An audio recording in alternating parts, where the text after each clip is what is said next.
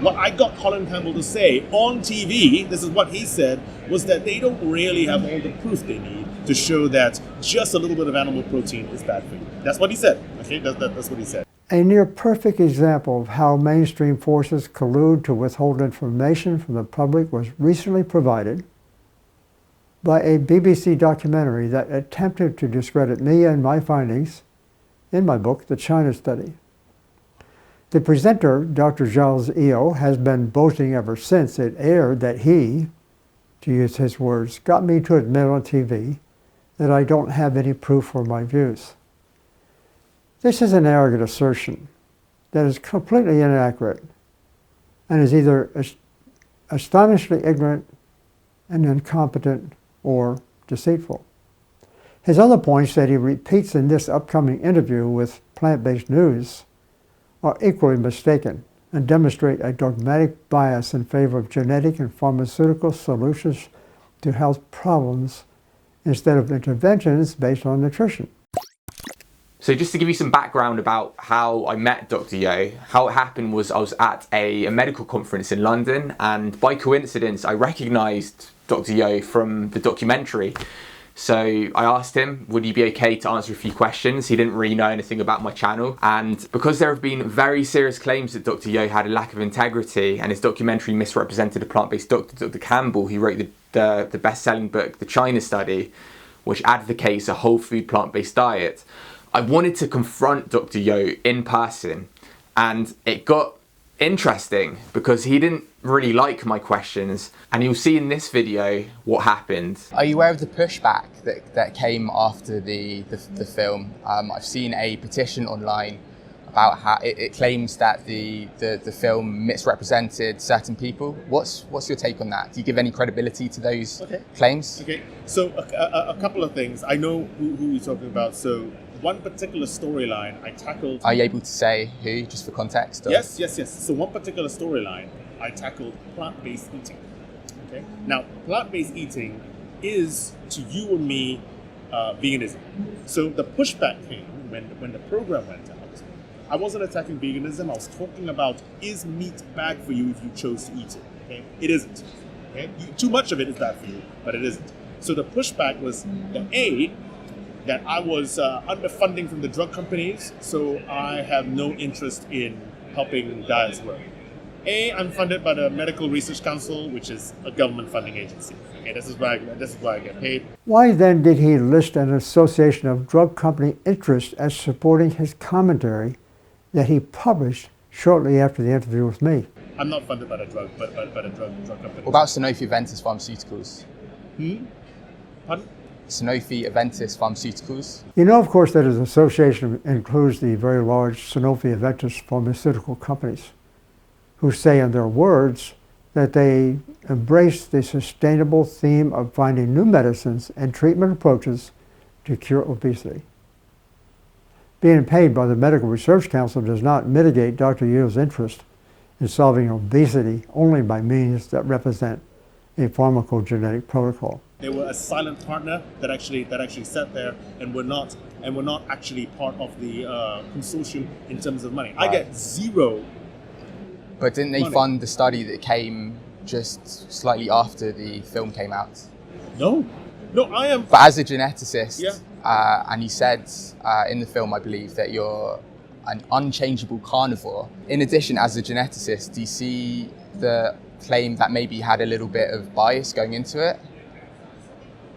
Do you understand the question? No, I do understand the question. An unchangeable carnivore was a lighthearted way of saying I like to eat meat. I do like to eat meat. But I have lots of friends, lots of people who are vegetarian, who are vegan for many, many different reasons, okay? For many, many different reasons. But did I go into it thinking, well, what was the evidence that I was decided that evidence against veganism was wrong? No, I don't think veganism is wrong at all. So during the interview, Dr. Campbell, I got the impression that Dr. Yo wanted to link you to veganism, which at its core is an ethical objective and not a science. Proving veganism never was my goal during my career. Although respecting the ethical argument for this point of view, I was entirely motivated by our research findings, which were critically reviewed by peer reviewers and published in top-of-the-line science journals. So I guess you could say that you kind of accidentally promoting a vegan diet? A vegan diet can be just as unhealthy as a non-vegan diet. What I promote is a whole food, plant-based diet without overly refined products, such as oil and white flour and so on. Well, it suits a vegan ideology. Veganism was never the driving force for my research. What percentage of obesity is caused by genetics? Do you have that data yet? So that's a complex question. I don't think it's not like saying that 20% of people are obese out there because they're obese. I'm sorry. That's a complex question. So I get the impression Dr. Yo is only interested in obesity, especially the genetic component, and you really get the sense that he's not interested in taking anything else like nutrition into account. Yes, he prefers a very reductionist strategy, which is the foundation for pharmaceutical solutions for disease. What we've become to realize is that the heritability of body weight is around 70%, which means that 70% of the variation around how we respond to food is down to our genes, and 30% of the variation is down to the environment. That's amongst identical twins. I understand that, but do you think for like the lay public, the going down the genetic route is a bit of a red herring? What do you say to people that would maybe say, yeah, you might be right, but really, is this the focus we should be having? It's absolutely the focus we should be having. EU's unusual assertiveness is typical of those who prefer highly questionable drug solutions that target one mechanism among a very complex group of mechanisms involved in the formation of diseases like obesity. This is what you said, I believe. The China project by itself is not strong enough to make broad conclusions. Therefore, your, i.e. Colin Campbell's findings are not proven. That's the opposite to what he said. So what do you say to the people that say you misrepresented him? I didn't misrepresent him because all he did was I just put forward what he said on TV.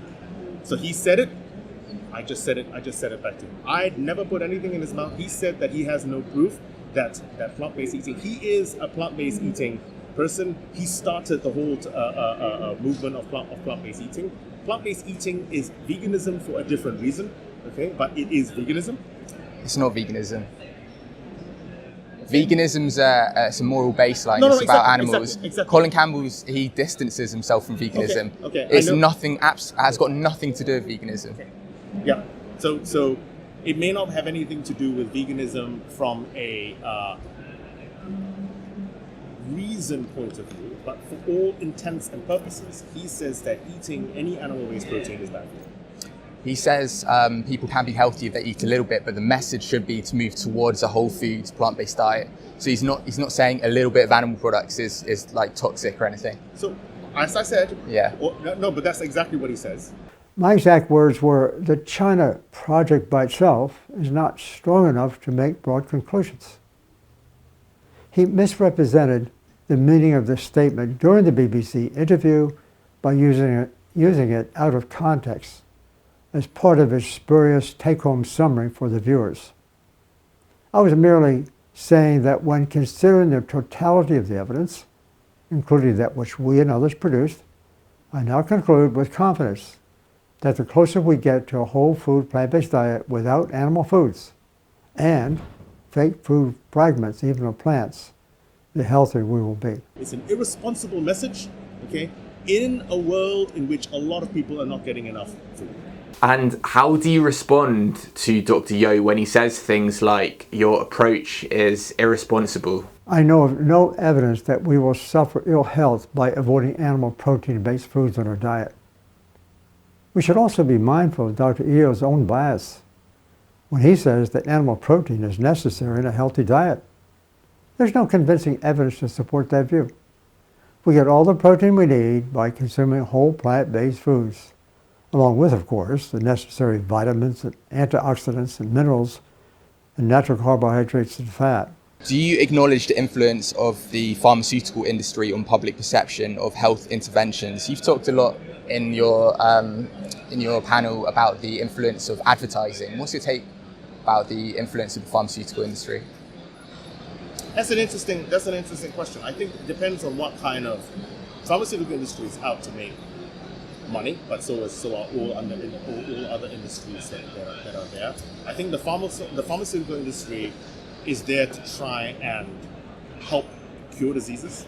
Now, I think we do need to work with the pharmaceutical industry in terms of trying to convert certain findings into drugs that can actually cure debilitating diseases. Is a pharmaceutical way necessarily the way to cure all diseases? Depends on what kind of disease you're talking about. It depends on what can be done in terms of changing environment. It depends what can be done in terms of changing lifestyle. How much of that can actually be used? But the pharmaceutical industry must and has a role to play in maintaining the health of society. What do you think of the peer-reviewed evidence that shows that nutrition, i.e. a plant-based diet, can reverse heart disease? I think it's peer-reviewed. 1991, Dean Ornish, Esselstyn. Esselstyn, that wasn't a randomized controlled trial. It was a small sample size. It was... But it's the only one that's been shown to reverse heart disease. No other intervention has been shown to reverse heart disease. What's your take on that? It was anecdotal. So it's very interesting here, isn't it, that we can see Dr. Yeo trying to downplay Dr. Esselstyn's findings, saying they were merely anecdotal. This ignorant and misleading claim is yet another example of the amazing lack of informed research carried out by EO and the BBC. Or perhaps it's due to their dishonesty. The initial findings both of Dr. Ornish in 1990 and of Dr. Esselstyn in 1995, and their more recent reports were published in peer-reviewed professional journals. It is true that these studies were small and were not randomized, but the effect size was unique and unusually large. Thus, these findings were deemed by peers to be worthy of publication. In 2014, Dr. Esselstyn and his colleagues published a much larger study showing essentially the same effect. But what I find really interesting is that Dr. Yeo actually met Dr. Esselstyn for the filming of the documentary. During the filming, I saw Yeo's personal reaction to the brilliant testimonies of 3 of Esselstyn's patients. His reaction was one of shock, as if he could not believe their experiences. Yeo knew well in advance that he was visiting the home of Dr. Esselstyn and his wife Anne, thus ought to have been familiar with his research findings. Dr. Yeo appeared to be caught by surprise, and maybe perhaps his reaction was due to a shock when he heard the very credible testimonies of Esselstyn's patients. So why do you think the testimonials and Dr. Esselstyn's part wasn't included in the film in the end? It seems he chose not to include them in the film because they were so contrary to EO's and BBC's interest. The exclusion of these testimonies and Dr. Esselstyn's remarks from the TV video was nothing less than shameful. No other diet has been proven to prevent and reverse heart disease like this, the #1 killer. It was anecdotal. However, will losing weight help reverse a lot of the diet-related illnesses that are around? Undoubtedly. Okay, not all of them, but they do. And when I interviewed Esselstyn's patients that were there, because I met a few of them, all of them, without exception, lost a lot of weight. I think what a plant-based diet has done is help them lose weight. So here, Dr. Yeo basically dismisses the beneficial effects of a whole food plant-based diet by saying that the effects are just because of weight loss. Okay, and I think they have become healthier because they have lost weight, and rather than because of the plant-based diet per se. I guess they would say it doesn't matter how the mechanism by which the disease is reversed, but the fact it's the only diet that's been shown to reverse heart disease, that's pretty big in itself, especially as a plant-based diet has been shown to reverse type 2 diabetes, for example. It's been shown to treat prostate cancer really, really well. And yet you kind of put Colin Campbell alongside 2 other quacks. And why do you think many people in the medical arena dismiss nutrition as the primary way to treat chronic diseases like heart disease and some cancers and diabetes? By simplistically setting aside nutrition and getting no training in the science of nutrition, they then feel free to believe that the primary cause of these diseases, therefore, is genetics rather than nutrition. Worse, they believe that the nutrition provided by whole plant-based foods borders on quackery. Do you feel like that was a little bit unfair, given the context? Nope, not at all. Dr. Yu's blustery and arrogant behavior makes it almost impossible to discuss with him anything in medical science of scientific value. He discusses nutrition as would a student in elementary school. How you effectively lose weight does depend on the individual, and does depend on how you actually get. Some people will respond very well to a plant-based diet because it suits their temperament, it suits their way of doing things. If you lose a lot of weight, you're going to fix a lot of the disease. This interpretation is extremely naive because it suggests that any weight loss intervention could reverse heart disease, which would seem to fit the narrative he is pushing to gain funding and favor for drug therapies. Now, does it matter as long as people lose weight? I think it does for the reasons. I think you've got to say, look, the reason this loses weight, this kind of diet helps you lose weight, I like to actually see evidence behind, when the claims are made about something being healthier or not healthier or better or reversing disease. I think the reasoning has got to be sound, the reasoning has got to be true for it to make a difference to a larger population. Because I think for some people who are more responsive to certain diets, it is always going to work better for them than for others. I'm trying to understand how these diets work better for many different people. And if you follow Dr. Yo's logic, I guess you could say that only overweight and obese people get heart disease, which we know isn't true. Body weight loss is not by itself responsible for heart disease reversal. Normal weight and even underweight people experience heart disease, and usually the first sign of it occurs when they suddenly die of a heart attack. Just to clear just a couple of things up, are you saying that regardless of diet, there's always going to be some instances of heart disease, correct? Yes. Why in Japan back in the day, in China, were there very few cases? So is environment and diet a driver for heart disease like it is for obesity? Yes, it is. On the science of nutrition, Dr. Io seems to believe from his reductionist point of view that nutrition is nothing more than calories in, calories out.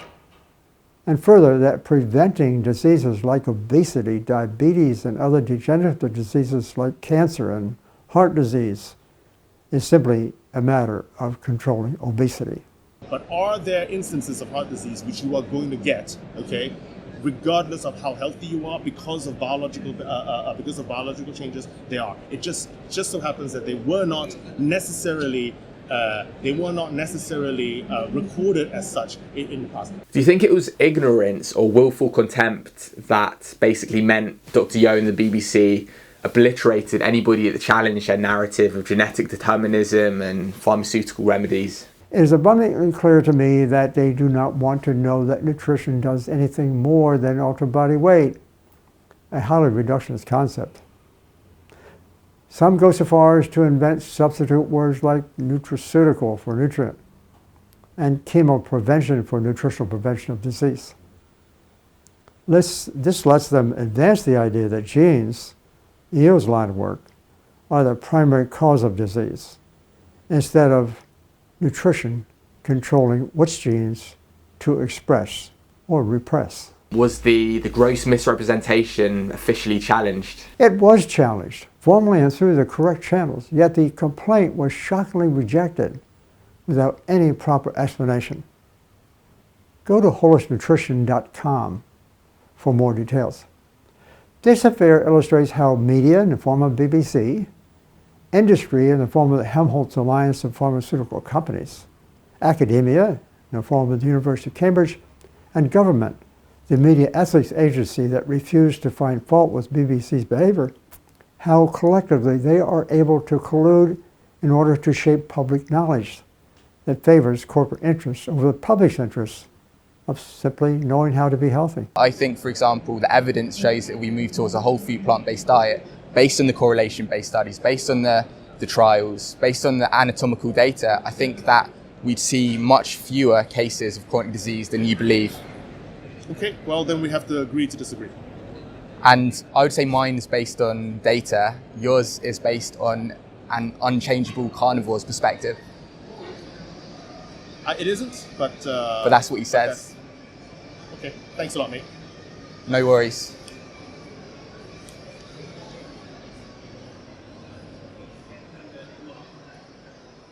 And lastly, do you have any closing remarks? What's the take home from these events? The BBC, by broadcasting this documentary, which contained an outright lie that Dr. Yeo has been boasting about ever since, and then rejecting a detailed complaint without any proper explanation, have behaved in a shocking and grossly immoral way. People should know about this, and those responsible should be held accountable. So I'm appealing to you to take action against this entitled situation by going to holistnutrition.com and lending your support to the BBC campaign. Incidentally, the exact link appears below this video. What is extremely clear is that Dr. Yeo most definitely did not, as to use his quotes, get me to admit on TV that I don't have proof. The BBC, by carefully selecting my comments out of context, actually prevented me from explaining my beliefs on camera. There's a lot riding in this debate, and it needs clarification because there are so many people who are being hurt by these false accusations.